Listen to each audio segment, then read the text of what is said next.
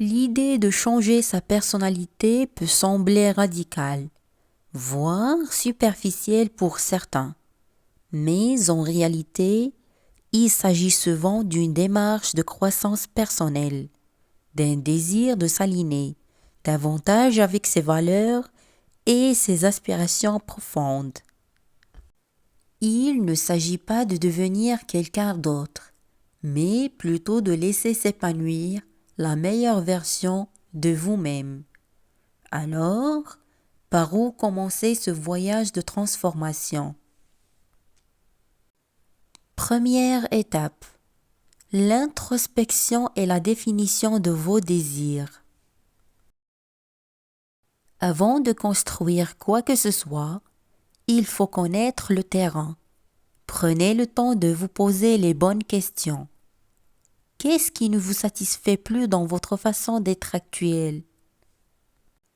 Quelles sont les qualités que vous admirez chez les autres? Comment aimeriez-vous vous sentir et interagir avec le monde? Tenez un journal, méditez, parlez-en à des personnes de confiance. L'objectif est de clarifier votre vision de votre nouvelle personnalité. Quelles sont les valeurs fondamentales que vous souhaitez incarner?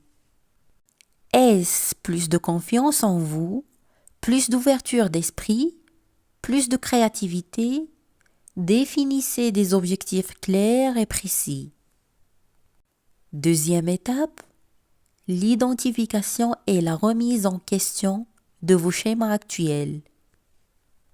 Nos personnalités actuelles sont souvent le résultat d'expériences passées, d'influences familiales et sociales, et de schémas de pensée bien ancrés. Pour évoluer, il est crucial d'identifier ces schémas, surtout ceux qui vous limitent. Observez vos réactions habituelles, vos pensées récurrentes dans certaines situations. Sont-elles constructives? Vous aident-elles à atteindre vos objectifs? Souvent, ces schémas sont inconscients. N'hésitez pas à solliciter l'avis de vos proches pour obtenir un regard extérieur. Une fois identifiés, remettez-les en question. Sont-ils toujours pertinents? Peuvent-ils être modifiés? Troisième étape, l'adoption de nouvelles habitudes et comportements. La personnalité se manifeste à travers nos actions et nos habitudes. Pour changer, il faut donc intégrer de nouveaux comportements alignés avec la personne que vous souhaitez devenir.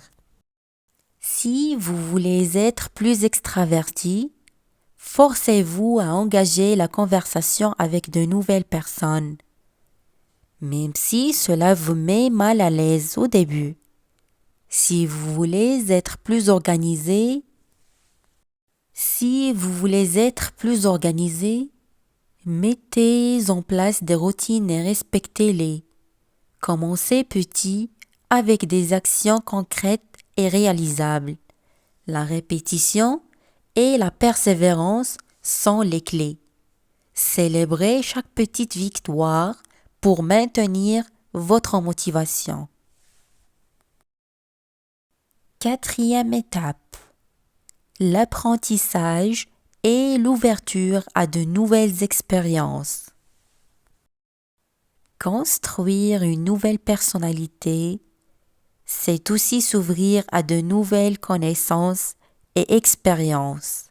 Lisez des livres, suivez des formations, voyagez, engagez-vous dans des activités qui vous sortent de votre zone de confort. Chaque nouvelle expérience est une opportunité d'apprendre sur vous-même et de développer de nouvelles facettes de votre personnalité. N'ayez pas peur de l'échec ou du ridicule. L'apprentissage passe souvent par des erreurs. Soyez curieux et explorez différents domaines qui vous intéressent. 5e étape. La patience et la bienveillance envers soi-même. Rome ne s'est pas construite en un jour, et votre nouvelle personnalité non plus. Le changement prend du temps et demande de la patience. Il y aura des moments de doute, des retours en arrière. Soyez indulgent envers vous-même. Reconnaissez vos progrès, même les plus petits. Entourez-vous de personnes positives et encourageantes qui soutiennent votre démarche.